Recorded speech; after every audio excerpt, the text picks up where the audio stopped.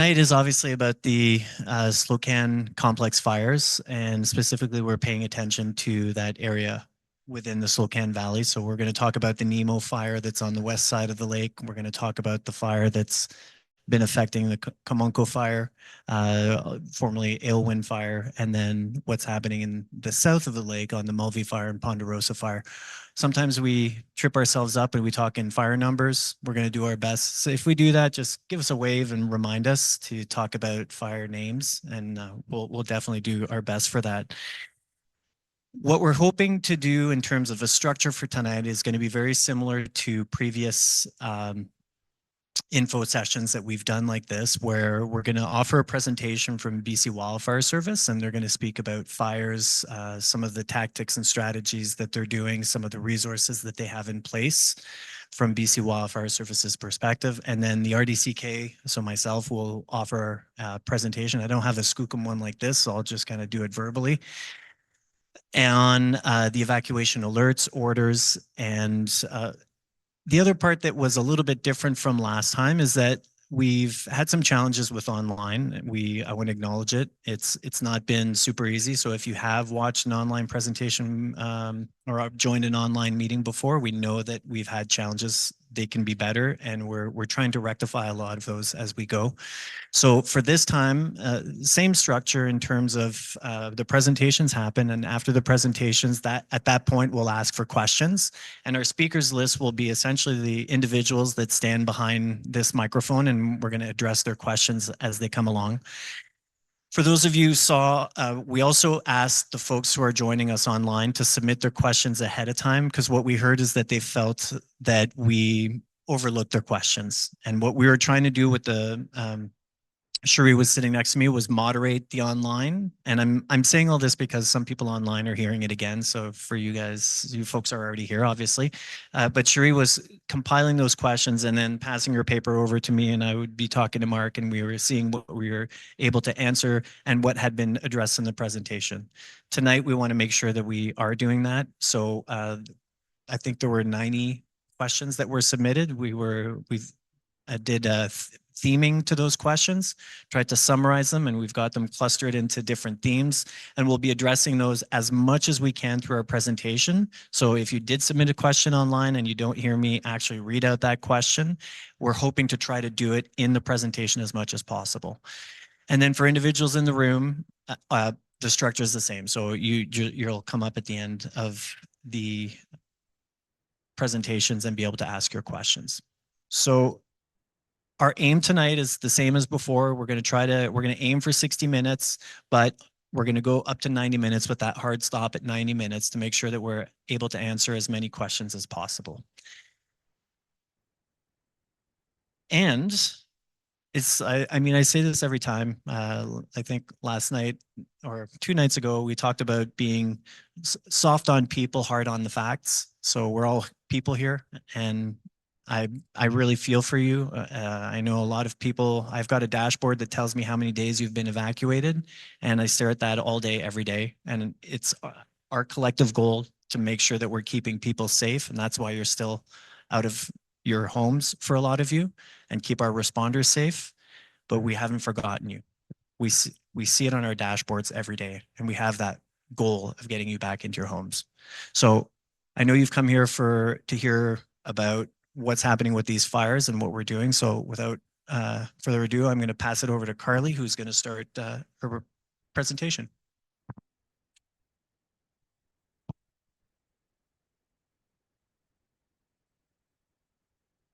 There we go. Okay, I think that's good. I hope. Okay, good evening, everyone. Thanks so much for joining us. I am going to give a brief overview of the complex, go into detail about operations, show some photos that were taken yesterday afternoon so you can see what the fires looked like yesterday when they were a little bit more active. And I will do my best. I appreciate the questions in advance. I'll do my best to answer as many of the operational questions during my piece as I can. And then I will turn it over to Mark to answer any remaining questions. Yeah, I do want to start by acknowledging, I know I've spoken to many of you, and I do really appreciate you reaching out. A big a big part of my job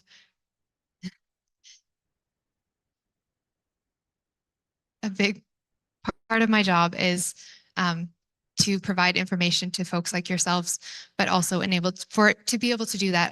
I really need to maintain my situational awareness.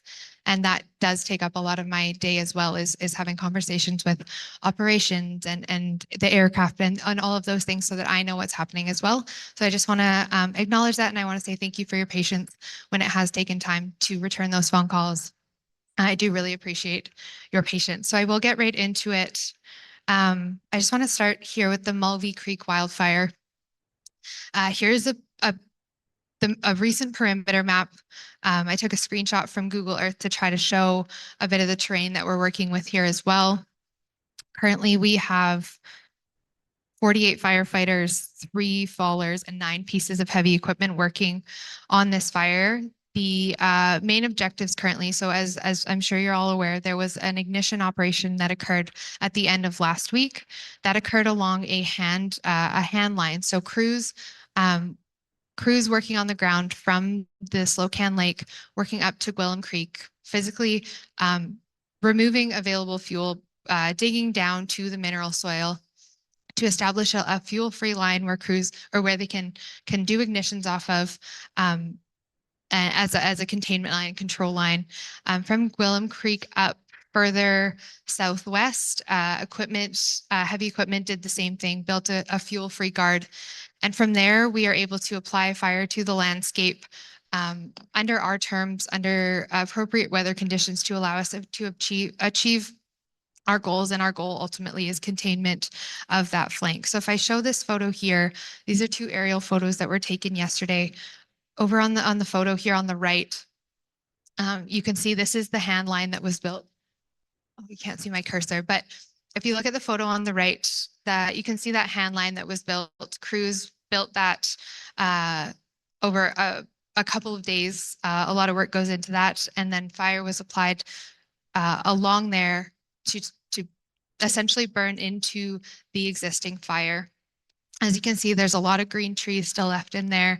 The objective is to do a kind of low intensity ground fire to clear out the understory, reduce the ladder fuels. Those are the things that allows the fire to make its way up into the canopy. And then when wind picks up, we see significant fire growth and fire movement.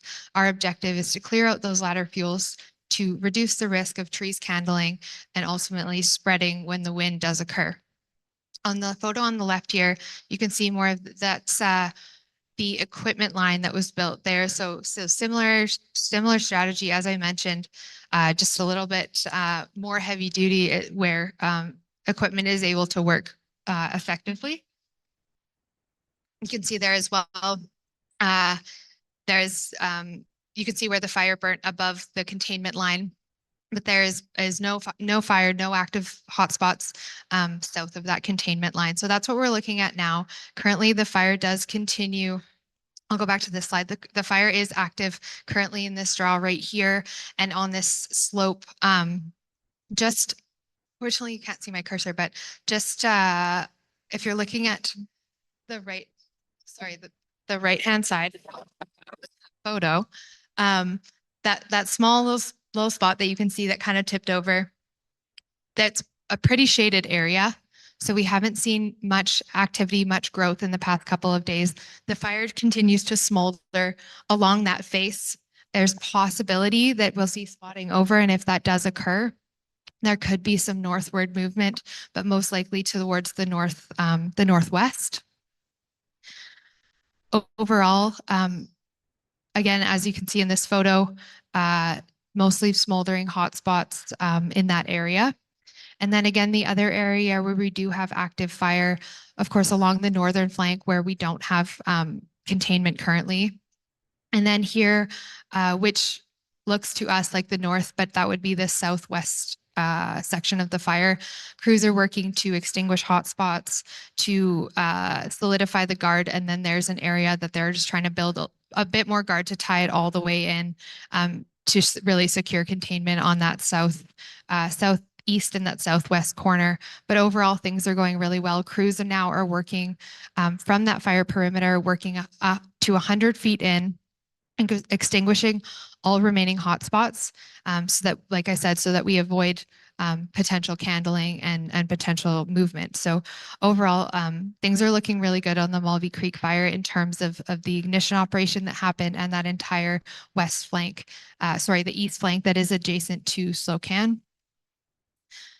If I move over to the Nemo Creek fire, I have a couple different photos here. This one's a full overview, and then this one over here is just the kind of the north half. What we've seen in the past couple days. I wish you could see my cursor, but that northernmost edge right there where the fire comes down and makes a bit of an L, it's been kind of smoldering around in that spot, but we really haven't seen any considerable growth. It's moved maybe about 500 meters in the past few days. We did have quite reduced fire behavior over the weekend because it was so smoky. That did help to bring temperatures down quite a bit and also help to bring humidity up. So that really reduced fire behavior in over between about Friday and Monday. Yesterday, when the smoke cleared, fire behavior did pick up. But overall, the fire is still kind of smoldering around, just hung up on that ridge there, but we're not seeing significant growth towards the north. At the moment, there is the potential for the fire to move further south. Uh, if we do get strong northerly winds, in speaking with the fire behavior specialist, we are talking about potential for about 500 meters if we get the right winds and on a clear day with the hot temperatures. But even that, he was thinking, yeah, less than a kilometer, potentially up to a kilometer, but more likely about 500 meters. But as it stands right now, that is the most active flank. And we did have northerly winds today, but did receive a little bit of rain. So helped to moderate things as well. And I will show you some photos that were taken yesterday. So the photo on the left, that's the south flank of the Nemo Creek fire, and then this photo here on the right, that is taken of the northern edge. And this was about 2:30 yesterday afternoon. So that's when things were a lot more active when the smoke cleared. As you can see, it was a pretty clear day. So if I move over to Comanco, again, I'll show some photos where we're at right now. So on Sunday was when the Aylwin Creek and the Comanco Creek wildfires merged in at Enterprise Creek. There you can see that one spot. As it stands right now, overall fire behavior is pretty low. On the entire west side of the highway, crews are continuing to work to patrol. As I mentioned with Mulvey, one of the key pieces in containment from our perspective is working from that perimeter, working our way in, extinguishing all remaining hotspots along the perimeter. So they physically go in there, dig up any ground that is smoldering, any hotspots that remain. So that is happening along the highway. Crews are working to extinguish hotspots as they do pop up. But overall, fire behavior west of the highway is pretty low, and you'll see that in the photos that I do share next. Where we are still seeing more active fire is on the up the Enterprise Creek drainage. Along that steep slope up there, you can see the really rocky area just south of there. That's where the fire was quite active last night. I do recognize during the day you can have better perspective as about how far the fire is, but at night it is almost like an optical illusion. Things look a lot closer. The fire looks a lot closer at night than it does during the day, but it was in fact most active on the furthest perimeter from the highway itself. And then the other area where we are seeing fire activity is where it jumped the Enterprise Creek drainage. There is that old burn there from, I believe, 2007. So in areas where there was significant fire impact back then, there's a lot less fuel for this fire to burn. So we are seeing it kind of creep its way through areas with a lot denser fuel, but overall, we're not seeing any significant rate of spread, a lot of smoldering, and I'm going to show you some photos that will kind of help show what that looks like. So this first photo here on the right, that's facing south. that kind of open area there is just upslope from Bannock. And as you can see, very little fire behavior in there. There's one little smoke, and even that honestly could be a glare from the helicopter window. There was really not much going on in that area. On the right-hand photo, you can see that's where I mentioned the fire was quite active upslope of the Enterprise Creek drainage in that area where that old burn was. And then you can also see some smoke from further up, as I mentioned, that eastern edge where the fire is still quite active. These photos, the photo on the right is facing up the lake, basically taken where Enterprise Creek meets Slocan Lake. So again, very little fire activity in there. You can see that there was areas where it did burn more intensely, but also there's a lot of quite green trees in there as well. So it was still pretty patchy. But looking over at the right-hand photo, this is upslope from the highway where the fire is kind of making its way across that steep slope there. Like I said, it's kind of creeping into areas where there's denser trees, but there is a lot of rock base on there as well. So it's likely going to keep doing that. It's pretty steep slopes. It's pretty high risk to put crews in those areas. It's just not possible. But where it is feasible and not creating more risk using helicopters and aircraft when we are able to fly is an option that we have available to us. So I just want to go back to the perimeter as well and just touch on this the top left corner where you can see that little finger along the top of the ridge. We were doing bucketing operations in there yesterday where it did increase in activity a little bit as well. The intent of those operations was to just limit spread, slow progression, and cool that fire down to reduce the likelihood of it making its way down the slope.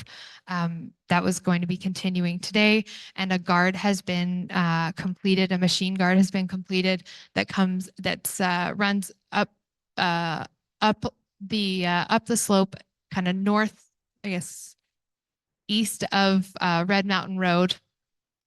And then today they were going to be potentially doing some small scale hand ignitions just to clean up the available fuel in those little areas where the fires kind of come down a little bit less organized between where the guard has been established and the current fire perimeter.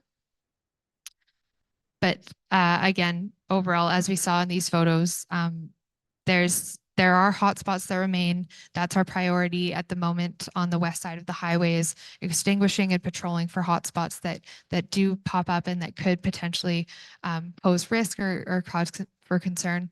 And then at the moment on the Comanco Creek wildfire, we do have 74 firefighters and 14 pieces of heavy equipment working.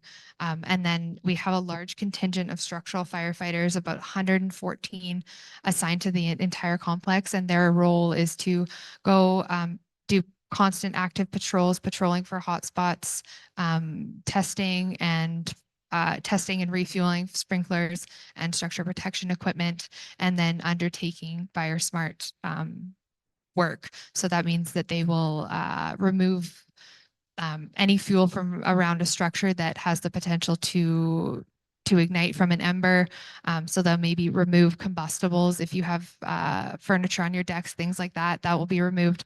That's their job, is to do what they can to protect structures from ember cast when winds pick up.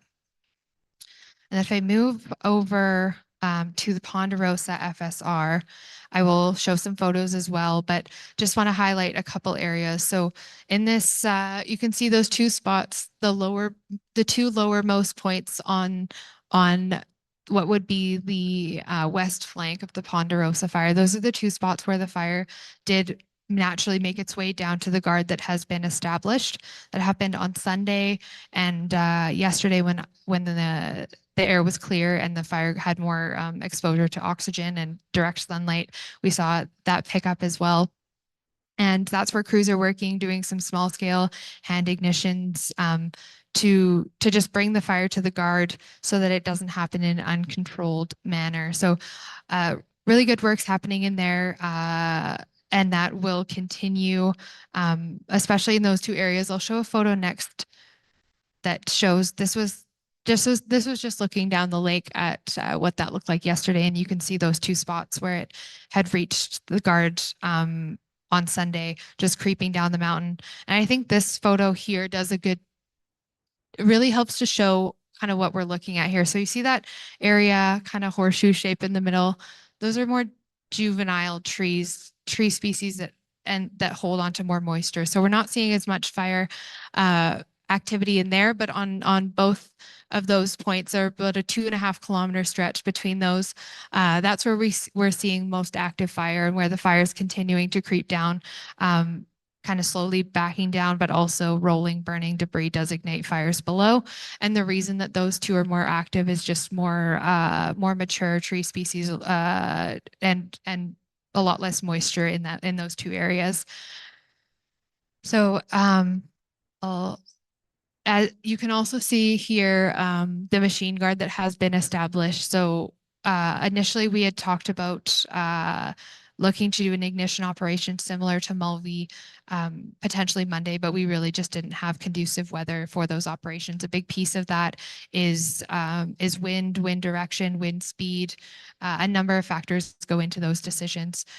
We were hopeful that Monday there would be a window of opportunity, but unfortunately that just didn't happen. We had thunderstorms in the forecast, and when these ignitions do occur, it's under conditions that will allow us to achieve our objectives. And our objective here is to put fire on the landscape that will burn at a lower intensity to try to clear out that understory, that underbrush that I talked about earlier, prevent the fire from moving into those ladder fuels and kind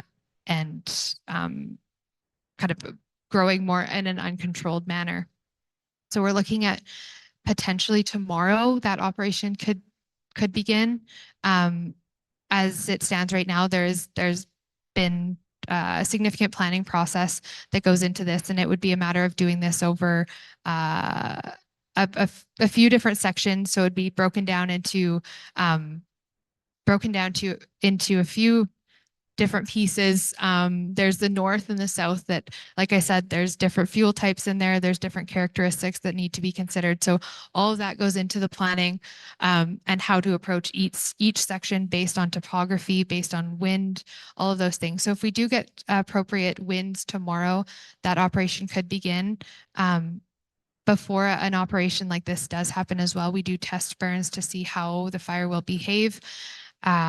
And that really does help determine the extent of the operation that will happen. So it's possible that we begin this operation, we're not seeing the result that we're looking for, and then we cease the operation and go ahead when things are kind of more aligned with our objectives, like I said. So that could begin as early as tomorrow. It really ultimately just depends on the weather, and that'll be communicated when that does, if and when that does happen. I just want to make sure before I hand the mic over to Mark that I've touched on as much as I can. Yeah, I think maybe I will leave it at that for now, and I'm open to questions at the end, but for now I'll hand it over to Mark and Dan to address the other questions that you had. Thanks.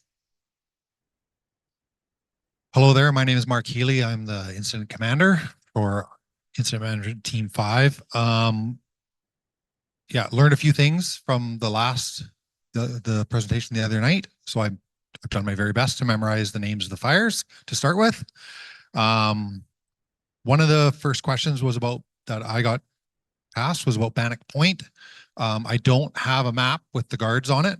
There were still guards being constructed today in that general area, but I can tell you that there's been no impact or very little impact to the actual structures in Bannock Point. But the trail to the lookout has definitely been impacted by fire, so that's something to be aware of. Another question is about Silverton, whether or not it is under threat of fire. Due to the hard work of everybody out there, there is less of a threat for sure. But there is still a threat. And we're doing our very best to make it so that there is no threat to this area. And we are in constant conversations with the EOC and Dan and his group to make those determinations and make a plan of when alerts and orders will be lifted. So that's something we work on every day. We talk actually multiple times a day sometimes. So there is a question about, can we expect a new IMT every 14 days? So yes, you can expect a new IMT every 14 days. That is our schedule. We work 14 days on, 4 days off. Sometimes we take 5 days off if there's not another target for us to go to. But it's a pretty quick turnover. As a good example, this is the 3rd deployment for my IMT. For myself personally, this is my 4th deployment to fires this year. So it's a very long season for us. So we do need to take time off. And I'll speak to what we do when we transition. So we follow the incident command system. And that is a very common system. I know it's used by the RCMP, it's used by fire departments, it's used by many emergency services all around the world. And what that does is it gives a common operating picture, I guess is the best way to put it, for emergency responders. So we know our roles and responsibilities. So I am obviously not as great a public speaker as Carly is. So she is speaking way more tonight. And that is her core job. My core job is to look after the incident management team, to look at strategies and objectives, work with elected officials, other emergency services. It's a whole gamut of things. So we have checklists and a very robust transfer of command that takes place. We spend 1 to 2 days doing that transfer of command to try get as much knowledge out of the person who has been there the previous 2 weeks. Will things get missed? Yes. I don't know about the rest of you, but as I get older, my memory is not as great. And when I work 14 to 16-hour days, I get calls at 2:02 in the morning. I get tired. And when we get tired, we forget things. I have a very extensive notebook that gets turned over. And we try to keep track as much as we can. And the previous team that was here, they were thrown into a very difficult situation. They arrived from Australia. They were immediately brought here to what we call an emerging incident with, I believe they had 10 fires under their command when they got here. Very limited resources and very, very active fire behavior. I'm saying that our team came in very fortunate. They set us up great for success. They did a lot of hard work in their time here and really are helping us help you get back in your homes. So I applaud all the work that previous team did for sure.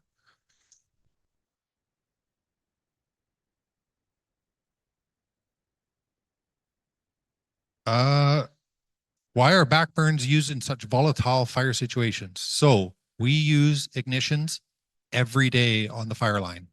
Sometimes it can be from our constructed guards. It can be as short as 1 to 2 feet. Sometimes it can be hundreds of meters. Sometimes it can be even further because we cannot safely put people between where the fire is and where it is safe to build that line. Constructing a 12-kilometer line like we did on the Ponderosa fire, it takes multiple days. So we have to plan ahead. We have to be ahead of where the fire is going to be when we can complete the line, develop a plan, and have success so that it's safe for our people to be there, and it ultimately makes it safe for people to return home. So, it's a big challenge. It's not a simple process. There's a lot of thought and care, and there is fire science that is put into those decisions. So it's not a fly by the seat of your pants kind of thing. And it's something that it falls to me. I have the ultimate responsibility as the incident commander. I have a great team that works with me to help make those decisions. It's not my sole decision whether or not it happens, but it is my responsibility. So, yeah, I think I'll pass it to Dan now. I think there's a few that he's got on the list. Thanks, Mark. I mean, it's helpful to hear all the fire science that goes behind the decisions that are being made when it comes to an evacuation alert or an evacuation order, because we take it very seriously. BC Wildfire takes it very seriously. We're not wanting to displace anybody just because. It's about that primary piece around that first number one job around safety for personnel and residents who are living there. Evacuation orders haven't changed. So regional district is the one that will, based on the recommendation from BC Wildfire Service, puts those evacuation alerts and orders in place. Those haven't changed. So up here, we know that the west side of Slocan Lake, adjacent to the Nemo Creek fire, is still on evacuation order. The village of Silverton and north of that and area H of the regional district have moved to an evacuation alert since last time we were up here. And then south of the village of Silverton, there's regional district area H that's in that affected area. And as well for, so area H, so that Red Mountain Road down to Enterprise Creek, and then Enterprise Creek continuing down to village of Slocan, and both on the west side and on the east side of Slocan River. All those are still on evacuation order for reasons of safety. And like Mark said, we talk several times a day to be able to understand, is there a shift that needs to be made? And we try to give each other heads ups as early as possible. So we were very fortunate to be able to do that when it came to the village of Slocan. We found out the night before that residents were going to have to leave on the next day. We're trying to do the same kind of thing when it comes to anything that would be happening in the future. So when evacuation orders will be rescinded, we're trying to get a heads up so that we can make sure that we've got all our ducks in a row to be able to be ready to welcome you back into your communities as soon as we can. So the other part that we do is obviously ESS, so emergency support services, sorry, the acronyms, that are available for evacuees. I just want to say right out the gate that the 3 reception centers that are available tomorrow are here, Knox Hall, New Denver, and then in Caslow at the Legion, and then in Castlegar at Selkirk College in Castlegar, and that's going to be from 10 to 2. Today was a big day for a lot of the evacuees because you had to go in and do renewals. So that's what happened for a lot of folks. So we saw that coming, and I haven't heard all the reports from the different reception centers, so I'm not sure how many people were able to make it in, but we tried to staff up as much as we could. Up here in New Denver, I think we had 4 individuals who were here, people that came from Crawford Bay. And ESS are volunteers, so they show up. They're not being paid when they're there. They train throughout the year. They get their certification. So I'm just really grateful that they're able to be up here and supporting as best as possible people that have been evacuated. There's been some questions about what can we get as evacuees? What is part of emergency support services? And that is, it's on a needs basis. So when you go to a reception center or you register online and you start filling out the tool that they have to assess those needs, where you fill in your information, depending on what you need, there's supports that are from accommodations to food, to toiletries, to clothing, depending on what you need. Some people we know had to leave in the middle of dinner or just in the middle of their day without being able to grab as much stuff as they would have liked. So emergency support services are there to try to make someone at least, we can't quite make you whole. We can't give you everything that you had, but we're trying to make you at least comfortable and able to be in an uncomfortable situation as much as we can, of course. There's been the other part that the RDCK is responsible for is maintaining those safety areas. So safety areas for BC Wildfire Service crews. So you've seen roadblocks that are established, and that's to maintain that safety piece. And we manage the temporary access permits, and we collaborate with BC Wildfire Service, where we talk again several times a day about temporary access permits. So we've got that online tool where anybody can go on who are evacuated from that specific area and say, I would like to enter into that evacuated area. And there's three reasons that you can put down on that form that have to do with getting critical medications or health related items. And also if you need to check on pet stock or livestock, and also for you, there's another line in there for folks who run utilities to make sure that they're able to manage those utilities. So those are the three reasons that you can put on your form. And then we work with agencies like the RCMP. In some cases, we've had our volunteer firefighters that are coming in also to escort residents back to their residencies for one of those reasons. And we know that it hasn't been consistent throughout. And we know that we've had issues where some individuals seem to have received preferential treatment where they're just showing up and able to get in on a specific day.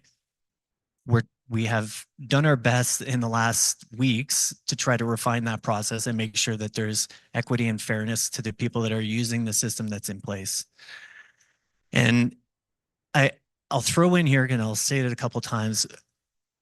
The EOS, I'm here as one person most nights because on on some of these nights there's other things that are going on that we need to be attending to, but I represent a team of about 15 to 20 to sometimes 25 people that are in the EOC working under the same command structure that Mark was talking about, that incident command system, so that we can have that, what did you call it, a common operating picture, so that we know how to talk to each other and we know how to work together, so they don't end up being here because they're busy working. I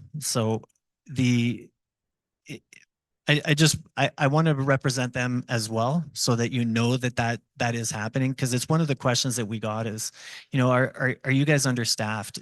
Are you able to reach out to other organizations to come and fill the EOC?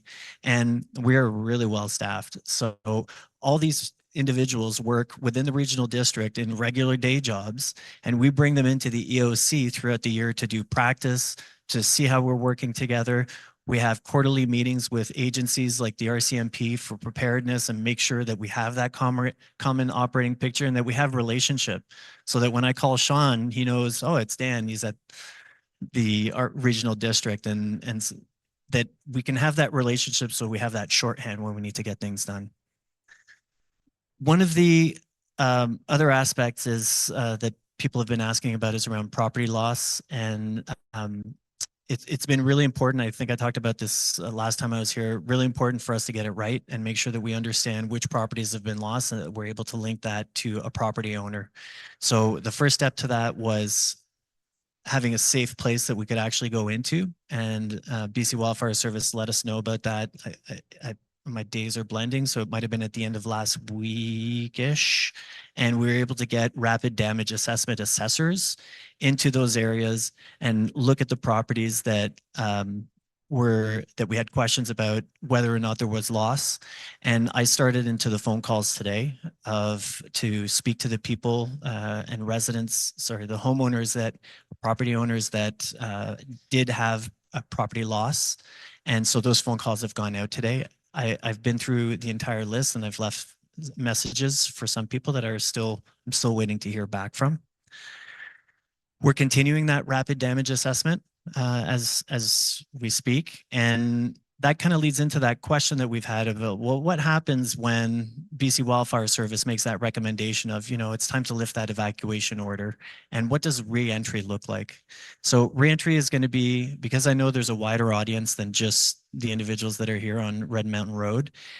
Re-entry is going to look different in different places. It's going to be situational depending on what what hazards are still in place and where you're trying to get to. What the RDCK is going to be doing is putting out a guidance document on reentry when we get to that point, so that homeowners can look at that and have a really clear understanding of what to do with if you've got any debris. If you've had, we know up here there's been some properties that have had extended power outages. That creates all these other things like what are we going to do with our freezers? What are we going to do with our fridges? So we have our resource recovery teams working right now in the EOC to pre-plan what that reentry is going to look like for you. And that's going to be communicated at the right time when we're ready to do that reentry piece, so that you know where to get so that you know where to get the support and what needs to happen.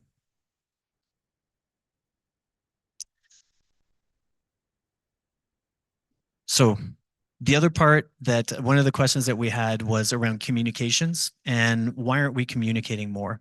And communications, I'll be very transparent. It's kind of tricky because for some people, there's enough communications. For other people, there aren't enough.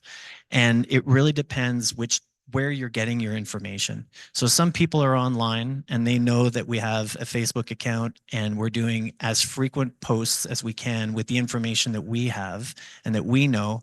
And we get a lot of information from BC Wildfire Service.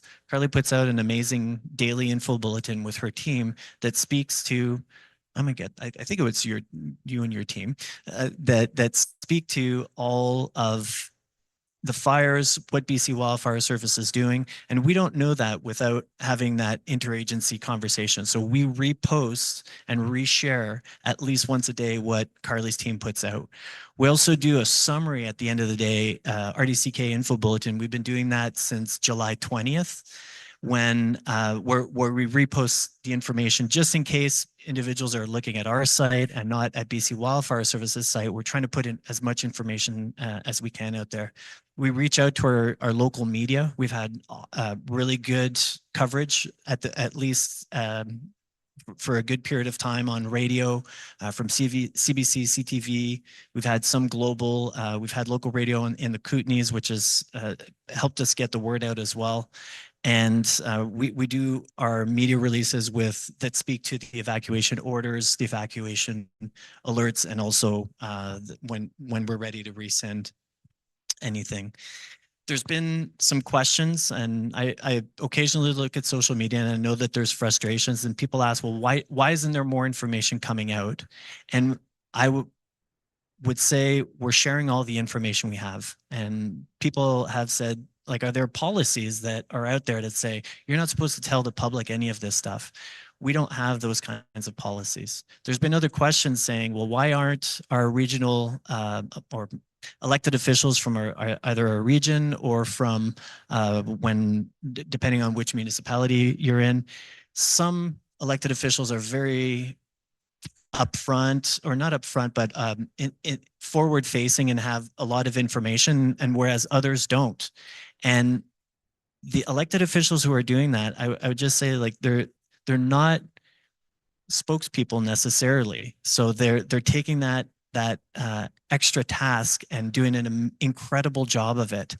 For some elected officials, they don't have either the knowledge or the capacity to be able to take in all the wildfire information and all the information that's happening and be able to redistribute that.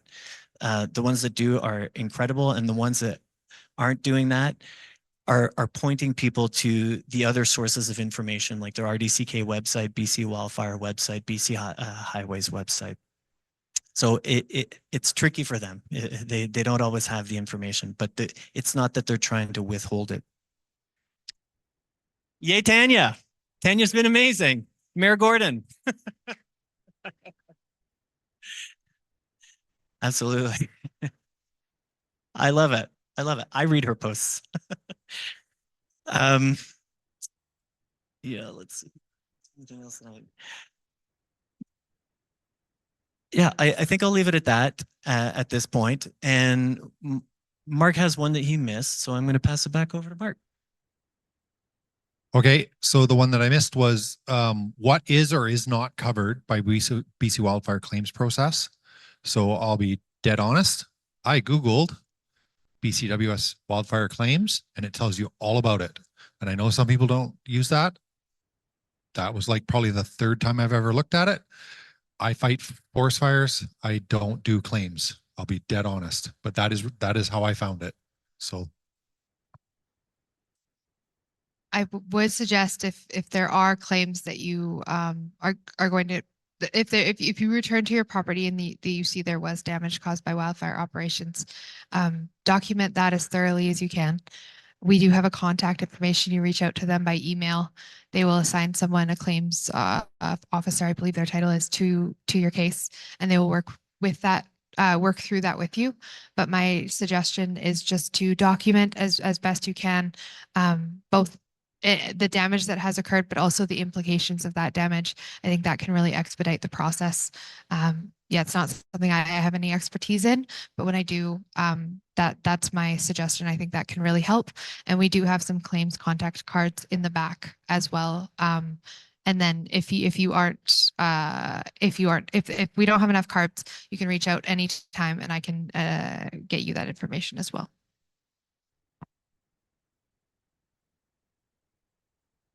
So we've done our, we might circle back to some of these because I see I could add a little bit to it, but we'll take the questions from the room. So at this point, if anybody has questions, we can do essentially an in-person speaker list. As you have questions, we'll create a lineup behind the gentleman right here and do our best to answer them as they come in. Hi, my name is Jamie Barber. I've lived here most of my life. I think most people know me here. I have a hard time applauding a lot of this stuff here. My situation is I actually stayed in. I got a mandatory evacuation order. I stayed in. I watched firsthand how the firefighting went on. In the initial stages, it was quite abysmal, actually. They missed a major spot fire that we had been watching for 2 days. They absolutely left it for 2 days. And that actually is what caused the Aylwin Mountain fire. We watched it. I watched it just right in my backyard. That was hard to have any confidence in what was going on. Secondly, the communication with those of us that stayed in particularly, but also my friends here who actually helped me a lot in the RCMP, and I have to applaud them. Finally came and took me out, and I found the information out here was also really bad. Getting updates was very, very, very difficult. I want to even know if my house is standing. When I left on my own property, the fire was on 3 sides. I stayed in and fought that fire myself, the only person up on that fire for 12 hours while those guys finished that fire break. That fire break wouldn't have actually been completed had I not been up there. They wouldn't send anybody out to help me. They wouldn't allow anybody to come in from the outside as a volunteer to help me. I didn't find that particularly impressive. And then just to add insult to injury, the Forest Service thought that I was impeding the action of the fire crews, which was absolutely ridiculous. If it wasn't for me there, that actually wouldn't have happened. And I've sat here on this meeting, and I know there's a lot of talk going on here, but you didn't address any of the important questions that I have. I've been out for 3 weeks now. I have no idea what kind of condition my 600-year-old forest in. I've spent 45 years looking after that forest. I'm not getting any information. I can't go in and take a look at it. When am I going to get back? Those types of questions are really important. Why are you not addressing local concerns? Why is there not somebody that I can talk to and say, listen, I've got this specific question. Can you get it to somebody and get me an answer? I don't have any of that. You should be having some type of a liaison officer that should have been appointed right from the very beginning, that has some way of communicating between people like me with concerns and people that are on the front lines. That hasn't happened. The question is, why hasn't that happened? I'll pass it over to somebody else. Maybe you can answer some of these questions.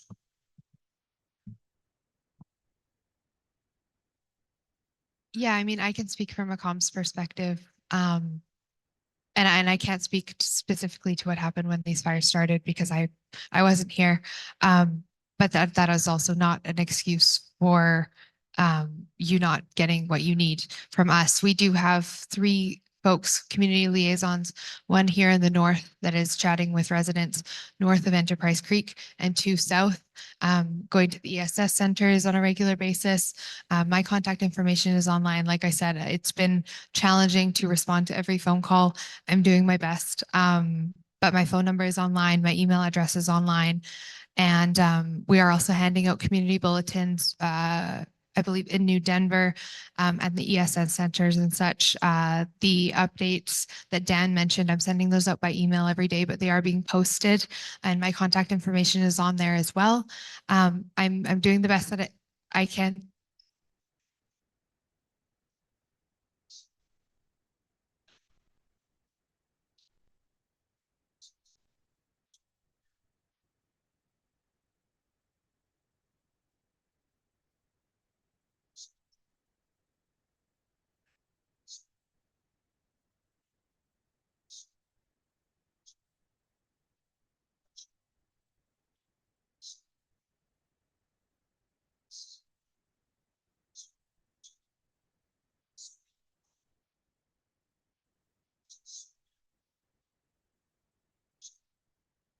No, I do recognize that as well. And I did mention that we have a community liaison in the community in New Denver speaking to folks at, I believe it's the Fireweed Hub, and the ESS centers to answer questions. And those are coming back to me as well. So I'm, I'm trying to find creative ways to reach everybody. But it does, there are several challenges, and so I do apologize that you haven't seen that person, but we do have folks in and around the community supporting. And I'm here, and that's my job. And I'd be happy to talk to you after as well.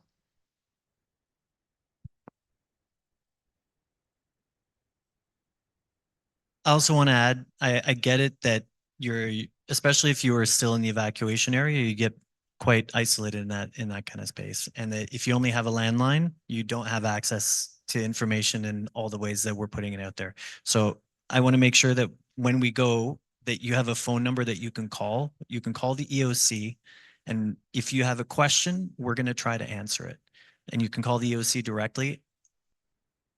I thought you said you had a landline. Or sorry, oh, I see. I'm sorry. I thought you meant, yeah. So what was the way that you learned about tonight? Just so I can understand. A friend. Okay. So that's one of the key things that we have to bank on community conversations. It's very difficult to get to each individual person. And so I appreciate that someone was able to tell you tonight.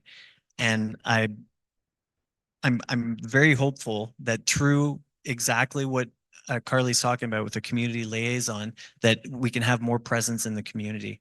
If that's happening, if you're not having a chance to meet that person, there might be a question of timing, because that person is trying to be out there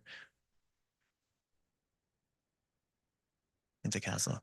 Okay. And yeah. Because I think the more that we can understand the specific situation, the more we can try to solve it. I want to know how to best do it. Okay. Thank you.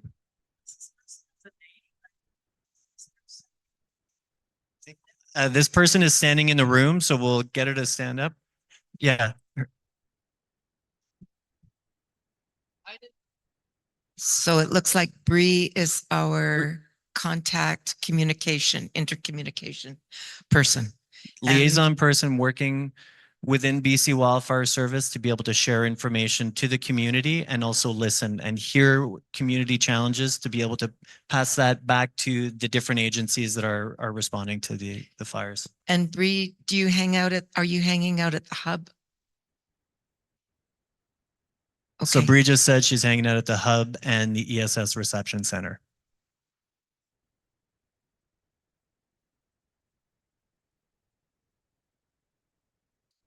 Move to our place, Bree. We're open every day. Sorry, I didn't hear the questions, but if you have questions, do come up to the mic so we can hear them. We'll go back to the microphone, please.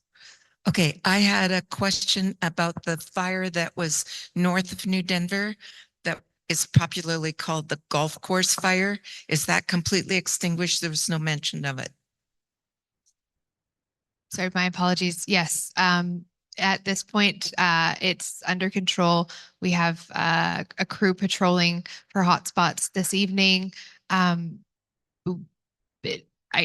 Should everything go as planned, we had a drone request in for a drone to do a low level scan. That drone does a full scan of the fire. It helps us identify any remaining hotspots that haven't been found by the crews. And then we use the maps to go in and extinguish those hotspots. So once we get to the stage of the fire, there sometimes we'll have 100 of those pop up. Crews will go out for the day. We can do another scan. We'll be down to 5 maybe. And then once it gets to the point where we know there's no heat in there, that fire can be called out, but it is under control. And last I heard they were patrolling the north flank the other day and they found one hotspot. So things are looking really good on that fire. We do have people there, but that's the phase of the fire that's the phase that we're in of that fire specifically. Thanks for that. The other thing is I have a suggestion that when you're, when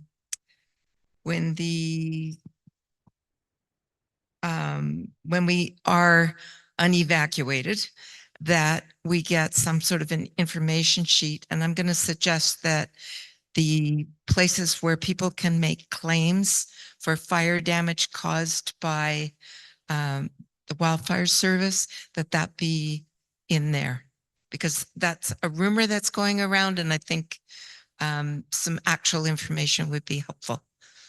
Thanks. Yeah, so that we put out that's all part of the information package that everybody gets when they get back, working with the regional district. So yeah, and it has a mailing address and everything on it. So yeah, it's all there.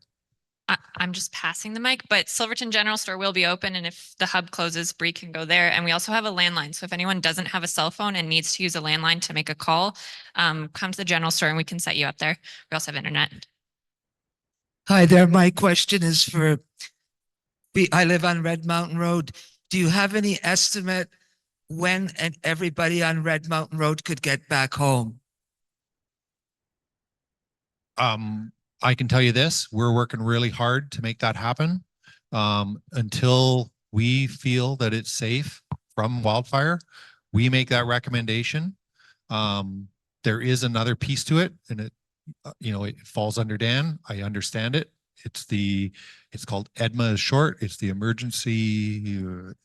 Dan will tell you what the acronym means. I can't remember. Anyway, it outlines public safety kind of legislation that we have to follow to put people back in a safe manner. And we work together on making that plan. And I'll tell you that we are working as hard as we can to make that happen. And based on what is happening out there, we are much closer today than we were yesterday. And we're going to just keep plugging away at it.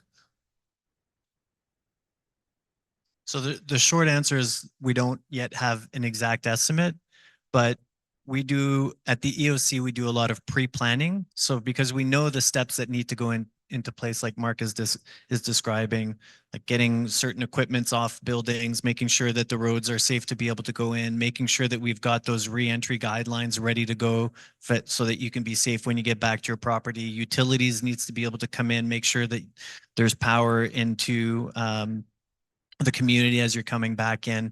So as those things are starting to get settled down, we get closer and closer, but I don't have an estimate for you either, working with Mark, obviously.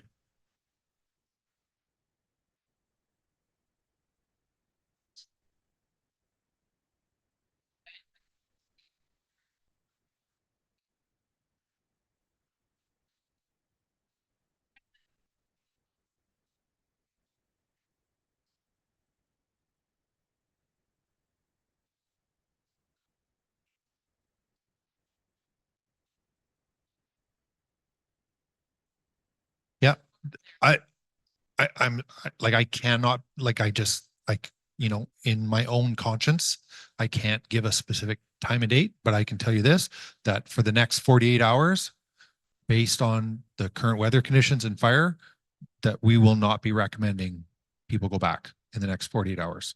And that I'm sorry, but that's the best I can do for you.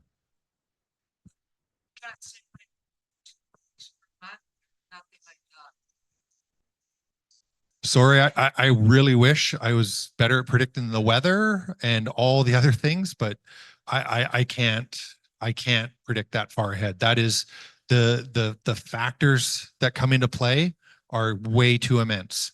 They for me to help make that informed decision, it is about wildfire, but it's also about working with all of the partners that we work with out there. BC Hydro, TELUS, MOTI, the regional district. It's a big operation that takes a lot. There's 400 people that work directly for me in BC Wildfire, plus there's BC Hydro crews out there. There's MOTI crews out there. We are the primary person out there, and they work under our guidance ish. But to do their work safely. So, they can only progress as far as we make it safe for them to go.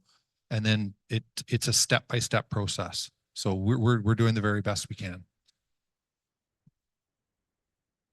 And there were some questions, I'm realizing we didn't have someone from BC Hydro or Ministry of Transportation here today, and there were two sets of questions.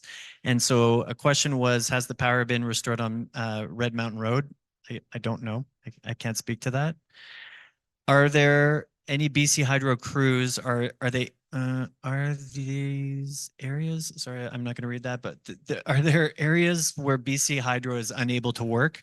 What I know, because I saw them today, is that they were working along the highway. So there's a lot of work to do, but we did see crews that were out doing some work. And what's the time frame for all that to be fixed? Similar to what Mark said, it's very difficult to tell. They have a lot of work to do.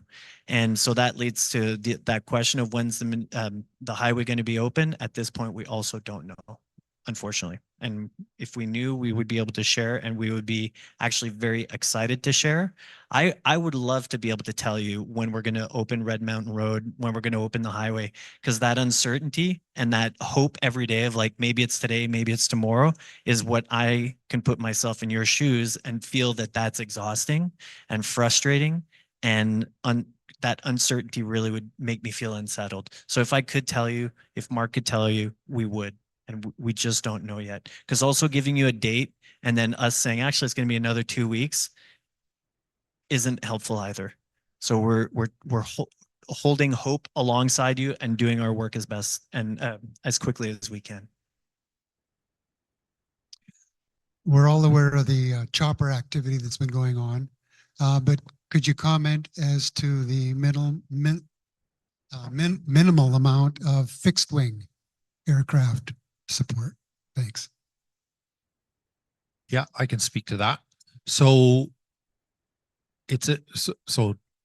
there's quite a few factors, but a couple key ones are there's limited airspace in that valley. It's a tight valley. And when there are fixed wing aircraft in a valley that is that tight, we cannot fly helicopters. And the misconception about fixed wing airplanes is that they put fires out, when in fact it's the people on the ground who put the fires out. So it's not a misconception that we constantly answer that question. And the advantage of helicopters is they can pinpoint where we need the water dropped. So they're a much better resource. We have, I think it's 14 helicopters on this incident working on various locations where we have crews working on the ground. They work in conjunction with the crews on the ground because, if you can mix that water in with what's burning on the ground, it's a much more effective way to put out the fire. So is the terrain also a factor in dropping retardant, with the big planes? Oh, yes. Yeah. Yes. Okay. Yeah. I spent 5 years at Kootenay Lake. So I'm very familiar with the terrain around here and how challenging the terrain is for fixed wing, for helicopters, for crews, for heavy equipment. It makes it very challenging to, implement all the tactics that we have. Because those slopes are not safe to put people on in a lot of cases. Mhm. Yeah. So terrain is a huge factor. Thank you.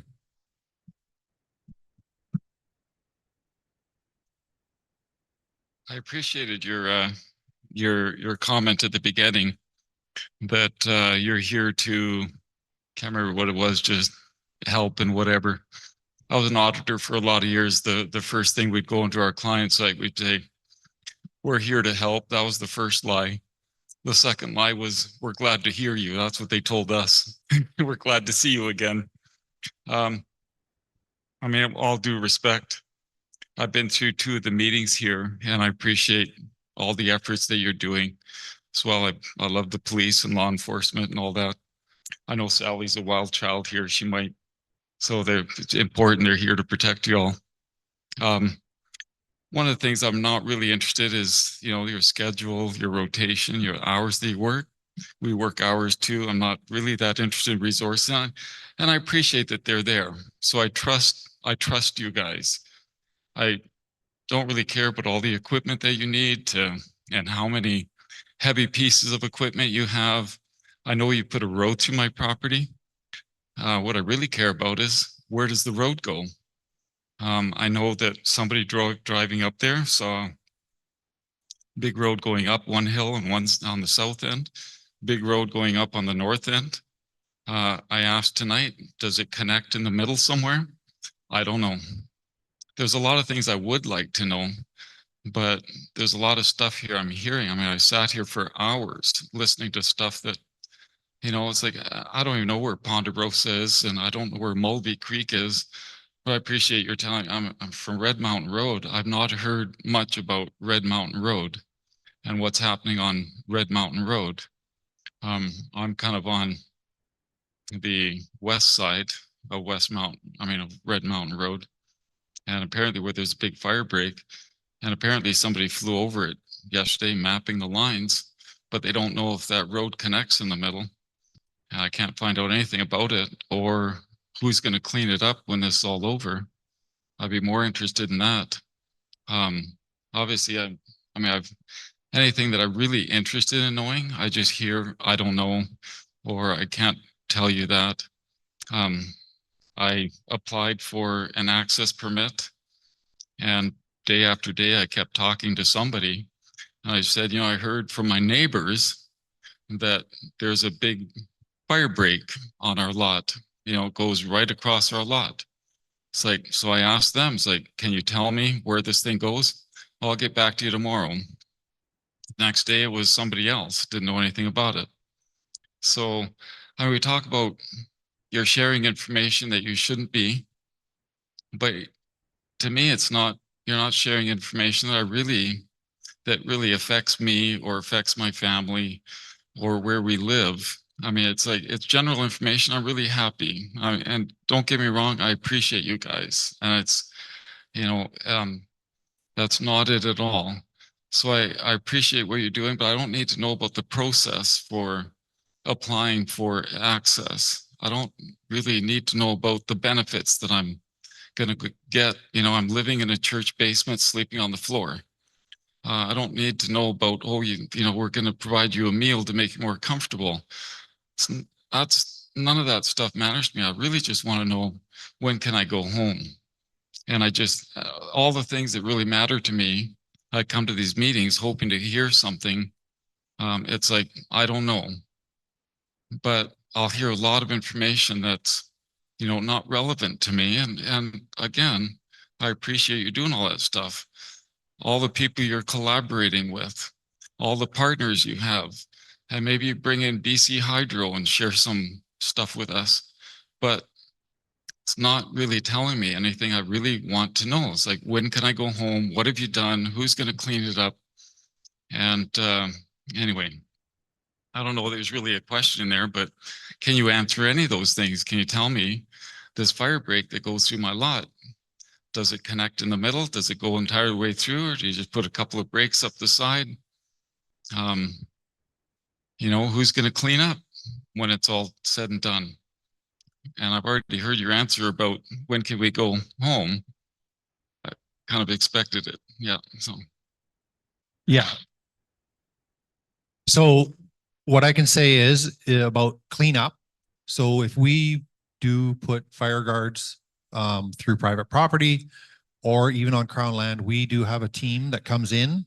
There is a planning process that goes into play, and through the local forest district, there is a group of people that come in, and we call it rehabilitation. So they work following, normal forest practices, and we try to put the land back so that there is the main thing we try to do is not have high erosion potential in critical streams or gullies or steep areas where we've worked. But we do try to rehabilitate as best we can. It of course won't be like it was the day before it happened, but we do the very best that we can with that group. So there is somebody that comes and does that work after the fire has been contained. So that part I can easily answer. I've already tried to answer the other one about when you'll be back. And specific to where you're speaking of, I personally do not know every single line on this fire and every piece of property that we've, established guards on. I could talk to you after the meeting and try to find out that information and get back to you on that. That's the best I can do.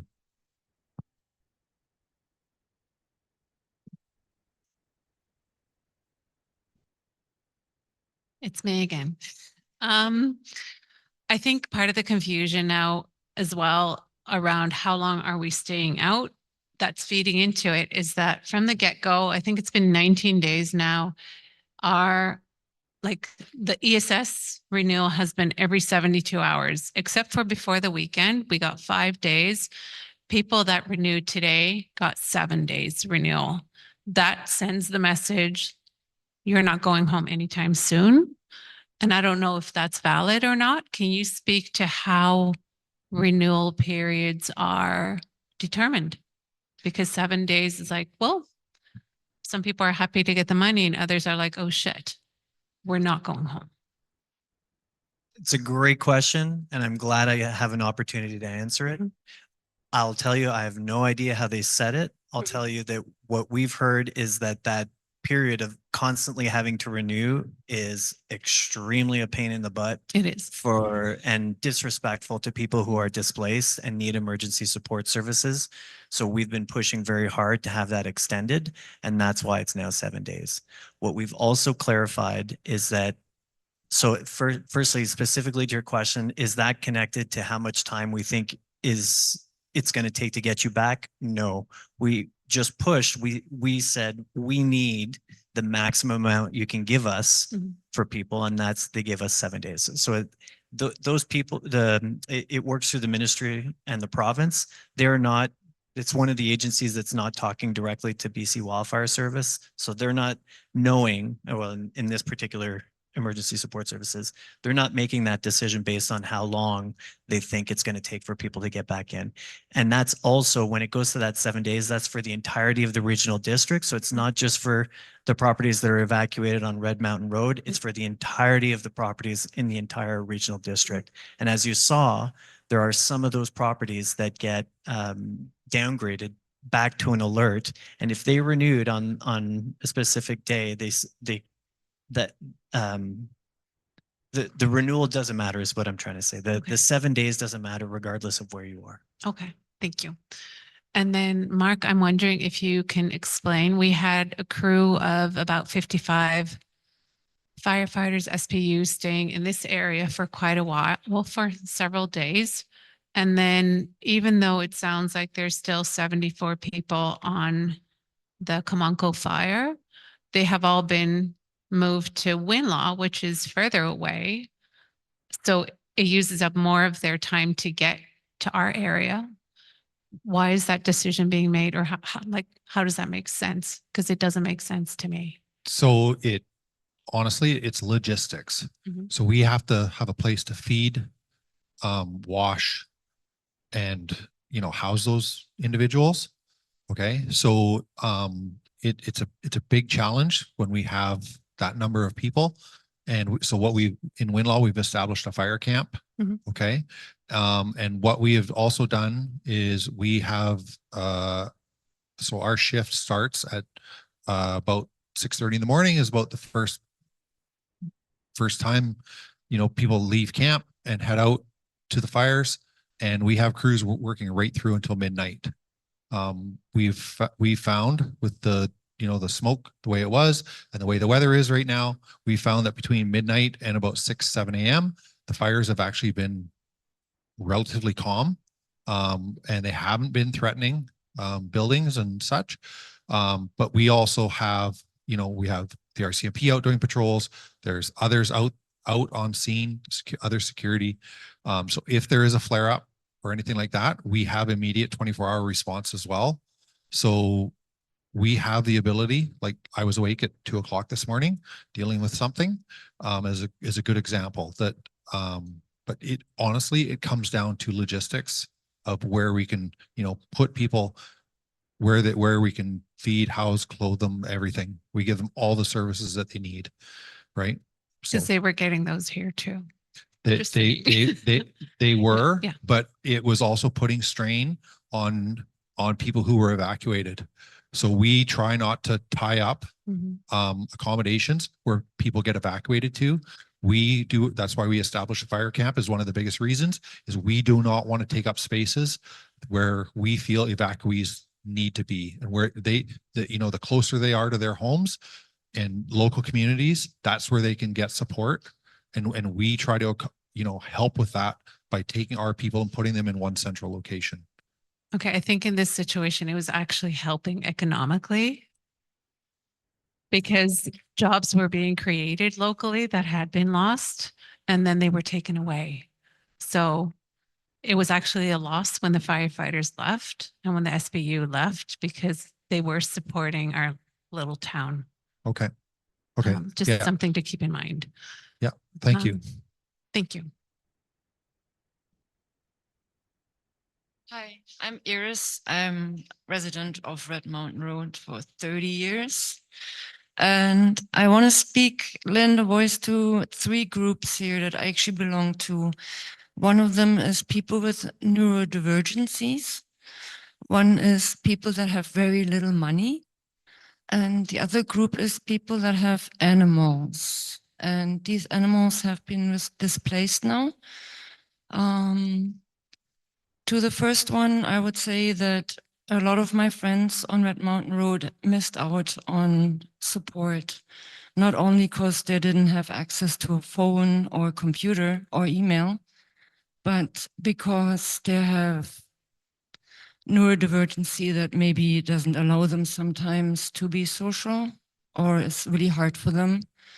And I know that everybody is going through a hard time leaving their places, but these people, I think we fell through the cracks again. So particularly driving to a very far away place was for me personally not possible, and also probably not safe for me to go on the road in the mental state I was in.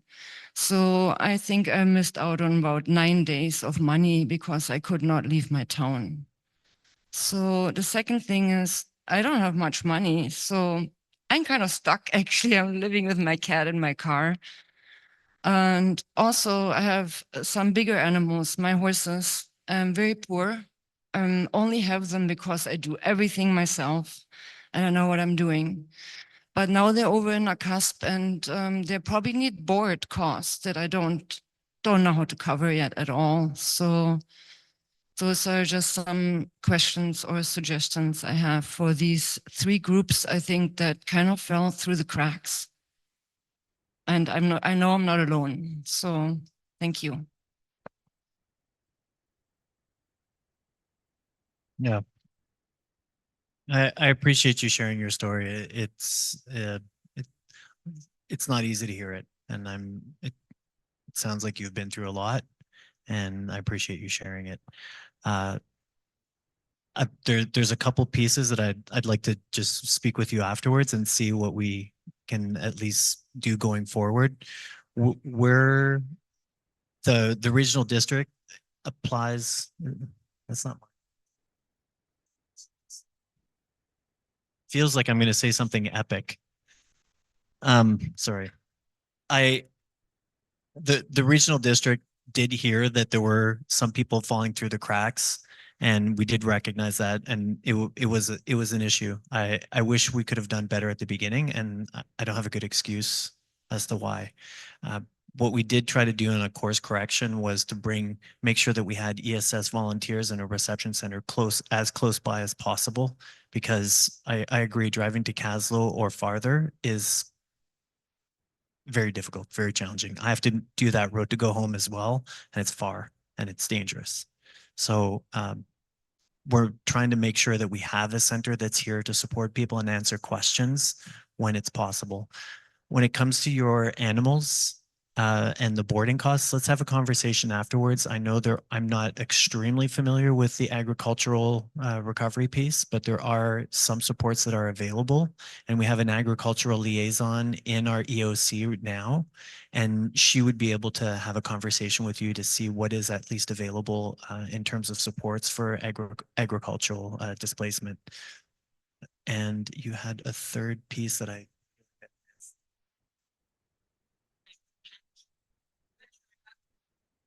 the retroactive, or yeah, missed out on 9 days. Thank you. I will tell you, the program is not designed by us. It's designed at the provincial level.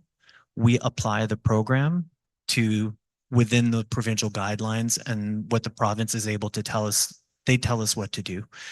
We've been asking those questions. We have not had a positive response yet. It's the same kind of thing where we're asking for longer renewal times. We keep asking. So at this point, we don't have a positive answer on retroactive payments. It is one thing that we keep asking about.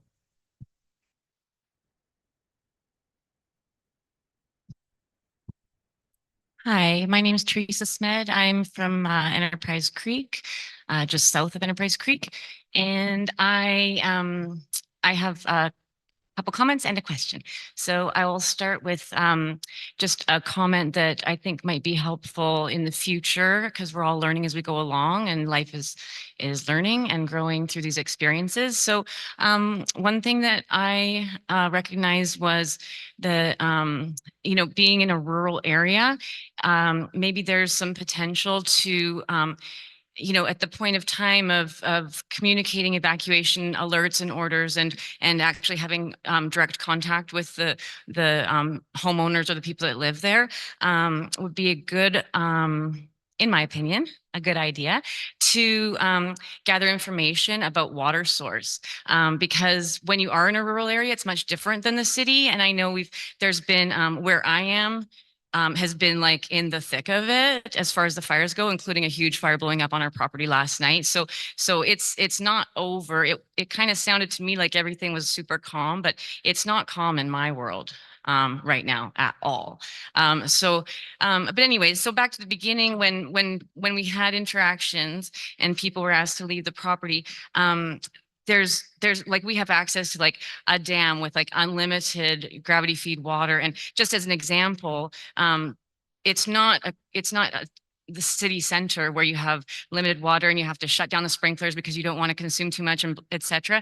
So perhaps that's something that I would throw out there, would be to integrate gathering information about water source, especially when you're somewhere like this around a lake, tons of creeks, all that kind of stuff. And then yeah, I have a question about how, like, who's doing the structural support, and how do you decide who gets structural support and who doesn't? Who gets the bladders, who gets the structural support, the sprinklers on the roof, and who doesn't? How does that get decided?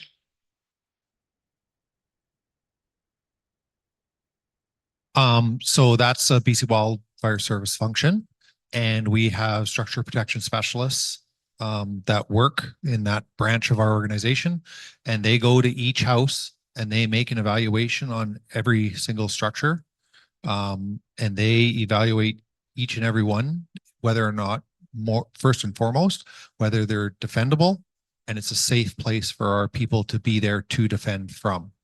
So this is an area where it has been a very big challenge, and it's almost no different all over BC, where In the rural areas, it is a very big challenge to sometimes defend some of the structures in the way that they're constructed and where they're constructed.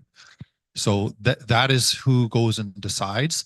And they're the ones who put the sprinklers on the roof and establish the bladders and the hose lays to those structures. Okay, so I had heard that there was some insurance fire crew like were hired by the insurance companies to go in and do some structure support. Is that accurate? Yeah. I don't know much about them. Is that a collaboration or that's No, separate? that is completely separate. That is through some private insurance. And as much as I know about it is I've met one person from there. Their company name is Wildfire Defense Systems, and it is a solely private thing. And I saw some other trucks too that were called Insurance Fire Crew. And I've talked to a number of people who had their private insurance contacted them and, to protect their investment and whatnot. Okay, so it's a variety of people putting in structure support. Yes, and this is something that's completely new. This year, they sent, as far as I know, they sent letters to, I only know this because I know people personally who got a letter in the mail saying that this company existed, and as a British Columbian, you're going to be safe because we're going to come here and do this for you. I honestly don't know much about them. We're aware of where they're working. Like we asked for that from them. So they get a temporary access permit to go in and do that type of work. But yeah, we know where they're working, but they are not under our direction in BC Wildfire. Yeah. Okay. So I'll let Dan speak about if he wants to. That answers my question. I think that's complete, satisfactory. So, and then just as far as I just want to share publicly and to you all and to the room, the situation where my home is, we were not on evacuation alert. The fire jumped Enterprise Creek. It was at 7 a.m. It was a wall of black smoke, and I chose to grab my daughter and 3 dogs, 2 fish, and a cat, and get on out of there real quick. So my husband chose to stay. And so we had a week because we were watching the Alwyn fire. So we were able to remove 100 trees from around our house, have 24/7 sprinklers going on, soaking the whole area. So just so everybody knows, the fire did burn right up until the edge of all of our gardens and our mowed grass, 5 feet away from the trampoline, 5 feet away from where we put the propane tanks, the lawnmowers, all that kind of stuff. So we were very affected. Like we were in the thick of it. And so all the way up this side and that side of my property and gardens is burned. Now I called a crew personally because I had the phone number of a manager because they had returned my dogs to me. And so I was able to call at 7 a.m. and say, hey, there's a fire in my backyard. And they didn't know about it. So that was good. So they sent a crew down. So they worked for about 5 hours on that day. And then after that, my husband was alone for 8 days until the Winlock crew came in 3 days ago because Bree actually was super awesome. I met her at the Fireweed Hub. She connected us with management, got some help down there. My husband didn't even know what he was even should access or talk to or what was going on. He's just down there working his butt off 24/7, waking up every single hour, doing the perimeter of our property and our neighbor's property. And anyway, good for him. Way to go. But it was just I'm just been trying to put all the pieces together and go, how did this, how did this piece of the puzzle, get missed when it's literally he's surrounded in flame and spot fires 24/7. He's going around putting them out with wheelbarrows and buckets and trying to save these homes. And so I just wanted to share that. I don't expect a response or an answer like this is why it happened. I understand that sometimes there's things that fall through the crack. That's okay. I understand that everyone's doing the best they can with what they got. This is not a judgment of anyone or anybody's job or anything like that. I know everyone's doing the best that they can with what they've got. I just wanted to share our experience. We had a feller buncher drive through. So nobody came down to help, but they still drove a fryer break and drove a feller buncher through our creek, which actually muddied up our creek and created muddy water for him to drink. And so now he's actually trying to put out the fires while he's having to go hike almost a kilometer to our intake to unclog it every couple of hours. And so it made his job 100 times harder. And that was actually, I've heard, I don't think they're supposed to drive a truck through the riparian zones as far as I know. I think so my experience, unfortunately, was not that great. but when that crew came in from Winlaw, after the Australians left, I mean, because they drove a truck over a bunch of my potted plants, including an apricot tree that my daughter started from seed. That was super unfortunate as well. They had 20 feet to go. I don't know why they were, I have no idea why anyone would want to do that, but it happened. It's a fact. So there's been a bit of frustration there, but at the end of the day, Bree got in touch with management, crew shifted over, management showed up, talked to my partner, got a great crew on board, and they went 12 hours a day for 3 days. They worked with him. He was able to say, here, this is what's going on. This is, and it was so good for him. He felt so rejuvenated. It was awesome. And then last night, like yesterday morning, he told them there's a hot spot right here in this field. Can you guys please go get that hot spot? I got to water my gardens. I'm going to do this. You guys get the hot spot. They're like, yeah, for sure. Well, they didn't get the hot spot. And that's what spread. The whole field lit on fire, and then it spread to the forest, totally out of control last night with all the winds. And so I'm just sharing that publicly because that's just the reality of what happened. So what I want is my situation. It's okay. My house is there. I'm so grateful. My gardens are there. But maybe, you know, I know it's all work in progress, but I just want to share it because it's not perfect and there's room for growth. And I really hope that, that when you hear things like that, that it will help make things better for the next time in the next town and the next fire. So, yeah. I can tell you, I've been doing this for over 30 years and I've never been to the same fire twice. I am constantly learning, and it's made me really appreciate my job because I hear stories like yours and I learn from that. I learn how we can better communicate. I learn how we can better do things better.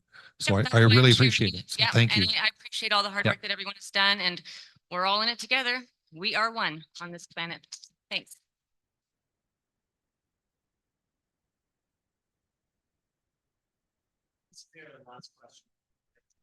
Yeah, it won't actually be a question. It's more of a comment. And driving in here today, if we all got to look around, we could see New Denver Glacier again. It's been what, three and a half weeks since we got hit by these wildfires. 3.5 weeks of 20 and 30-degree weather. I want to thank BC Wildfire Service, all of the emergency staff, regional district, because it's been some damn hot slugging up there and it's still yet to come. But I want to make a comment on their inability to be able to say when they can lift an evacuation order.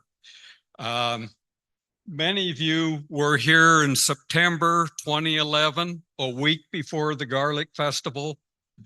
Unpredicted, we got hammered with a 120K windstorm. In New Denver alone, we lost somewhere around 40 trees, blown over power lines, over streets. So how can these folks make a prediction with fire on the slope and imperfect meteorological? They're here for our safety. They don't want to send you home and have something like that hit. Even with as quiet as things look now, if a 100K storm came in from the south, it would be a whole different picture. And I speak from over 50 years of fighting fire. And when I watched that windstorm sitting on my porch and seeing trees come down, my first thought was, holy shit, what would I do if I was on a fire and that hit me? Thank you. Just have a couple sentences. Could I make a couple sentences, please? I promise that I promise the people at the Knox Hall today who volunteered to help people apply for help for accommodation that I would mention to you that whoever you can mention to, that they would get paid for their work. I just think depending on volunteers to distribute this very important help to evacuees is not a dependable way to do it. It's not a responsible, respectful way to do it. to the volunteers who are doing a great job and travel distances and all that and take time from their life. I don't understand why everybody else can get paid, firefighters and yourself and police and all that. And this very important aspect of helping people survive outside of their homes with this fire is not being responsibly respected.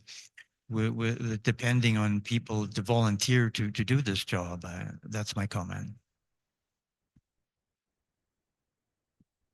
I very much agree with every word that you said. So we're advocating for that at the regional district as well. Our regional district board submitted a letter right before all this stuff started to the EMCR, the Emergency Management and Climate Readiness Ministry. So with Bowen Ma, to ask for exactly the same thing.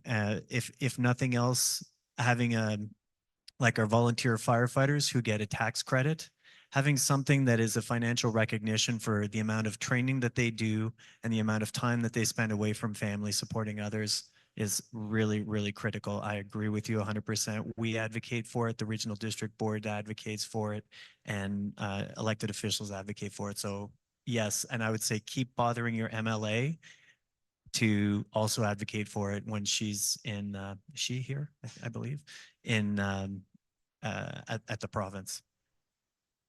Thank you. I want to tell something to them, not to you guys, if that's okay. It'll be really fast. It's about the GoFundMe because we've raised about $20,000 so far. And that money is going to go to Slocan Solutions, and they're going to set up a wildfire support committee. That committee needs to have adequate representation from the people who are most impacted, you in the room, right? Right now, I've had a few people from New Denver interested in joining, but we really need to make sure that it's got representation from those that are most impacted, from different genders, different ages, all those things. And I'm sure some of you won't see a Facebook post about it. So if you want to join the committee, contact Richard Johnson of Slocan Solutions or myself. That will be struck later, and that committee is going to help determine how to distribute those funds equitably. And there will be a way to provide suggestions on how those funds can be used, or if you need assistance yourself or your family individually, a way to apply for that. So just putting that out there for later. Thanks. That's amazing. Congratulations. Well, thank you all for coming tonight. We hope to be able to continue giving you information as it's becoming available. We are doing our best to make sure that that's getting out as soon as we know it, that you're knowing it as well. And thank you to everyone who joined us online tonight and to my colleagues on either side of us. Thank you all for coming.